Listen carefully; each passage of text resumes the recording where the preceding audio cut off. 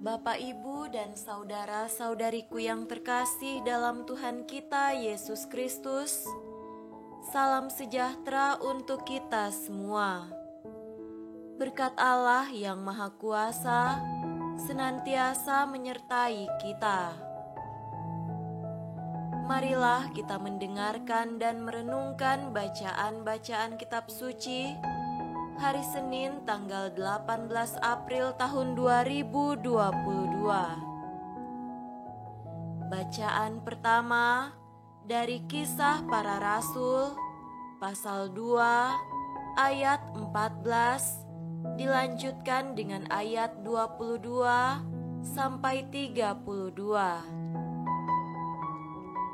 Maka bangkitlah Petrus berdiri dengan ke-11 rasul itu, dan dengan suara nyaring ia berkata kepada mereka, "Hai kamu orang Yahudi, dan kamu semua yang tinggal di Yerusalem, ketahuilah dan camkanlah perkataanku ini.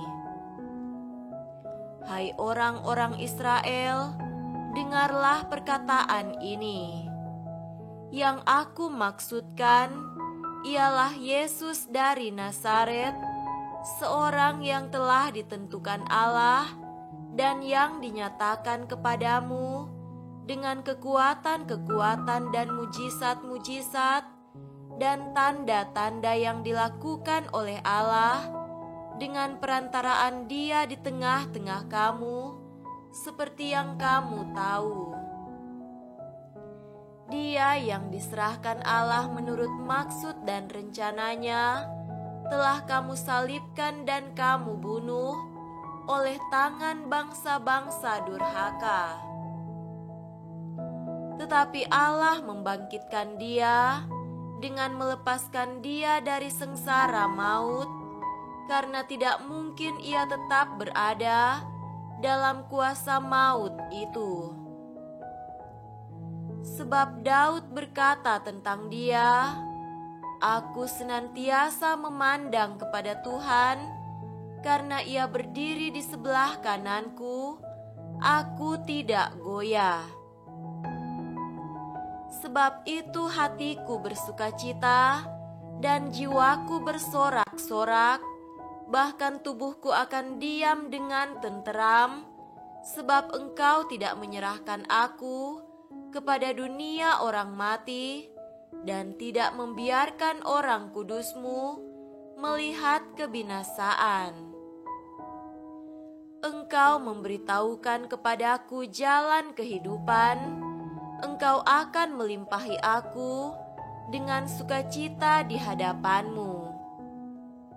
Saudara-saudara, aku boleh berkata-kata dengan terus terang kepadamu tentang Daud bapa bangsa kita.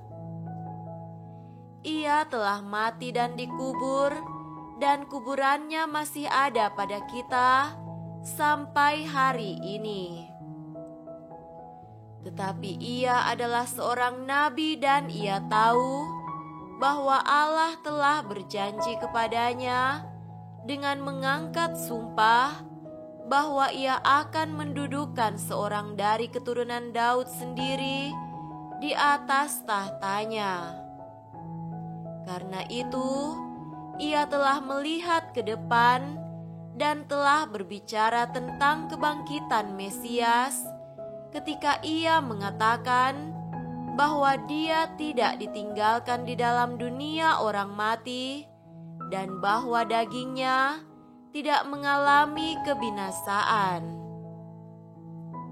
Yesus inilah yang dibangkitkan Allah, dan tentang hal itu kami semua adalah saksi. Demikianlah sabda Tuhan. Syukur kepada Allah.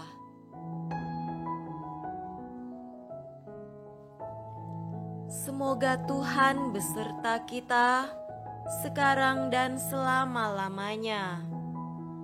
Inilah Injil suci menurut Matius. Dimuliakanlah Tuhan. Injil Matius pasal 28 ayat 8-15. Mereka segera pergi dari kubur itu dengan takut dan dengan sukacita yang besar, dan berlari cepat-cepat untuk memberitahukannya kepada murid-murid Yesus. Tiba-tiba Yesus berjumpa dengan mereka dan berkata, "Salam bagimu." Mereka mendekatinya dan memeluk kakinya serta menyembahnya. Maka kata Yesus kepada mereka, "Jangan takut. Pergi dan katakanlah kepada saudara-saudaraku supaya mereka pergi ke Galilea, dan di sanalah mereka akan melihat Aku." Ketika mereka di tengah jalan, datanglah beberapa orang dari penjaga itu ke kota dan memberitahukan segala yang terjadi itu kepada imam-imam kepala. Dan sesudah berunding dengan tua-tua, mereka mengambil keputusan, lalu memberikan sejumlah besar uang kepada serdadu-serdadu itu, dan berkata, "Kamu harus mengatakan bahwa murid-muridnya datang malam-malam dan mencurinya ketika kamu sedang tidur. Dan apabila hal ini kedengaran oleh wali negeri, kami akan berbicara dengan dia sehingga kamu tidak beroleh kesulitan apa-apa." Mereka menerima uang itu dan berbuat seperti yang dipesankan kepada mereka. Dan cerita ini tersiar di antara orang Yahudi sampai sekarang ini. Demikianlah sabda Tuhan. Terpujilah Kristus. Saudara-saudariku yang terkasih dalam Tuhan kita Yesus Kristus, tema renungan kita pada hari ini adalah informan beda kepentingan.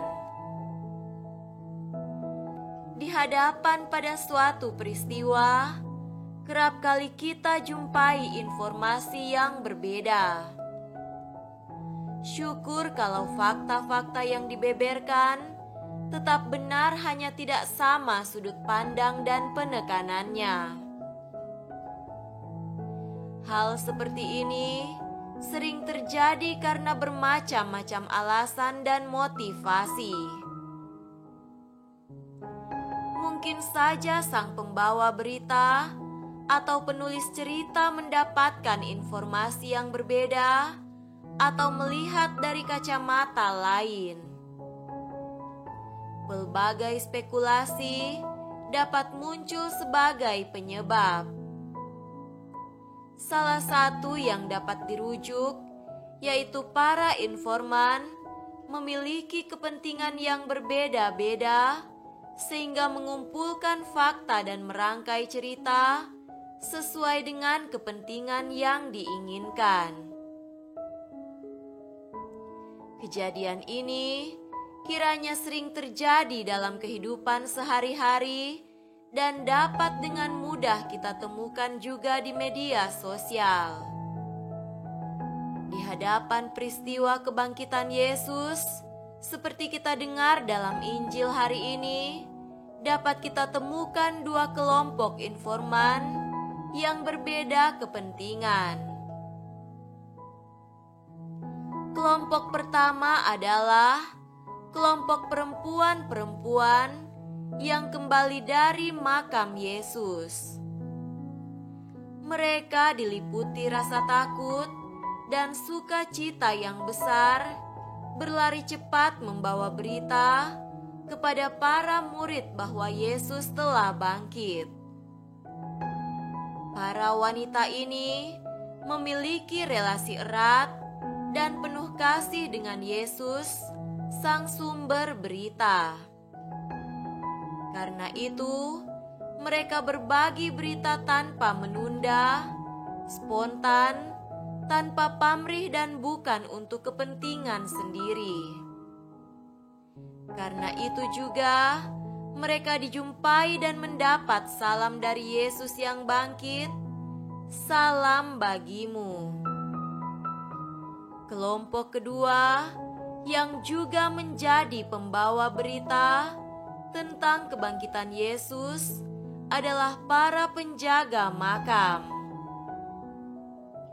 Mereka pergi memberitakan apa yang terjadi kepada imam-imam kepala.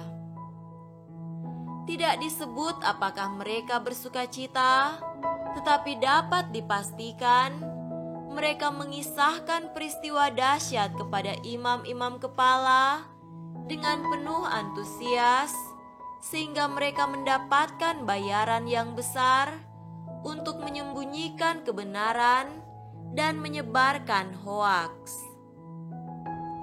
Para wanita menyebar berita benar dengan penuh sukacita.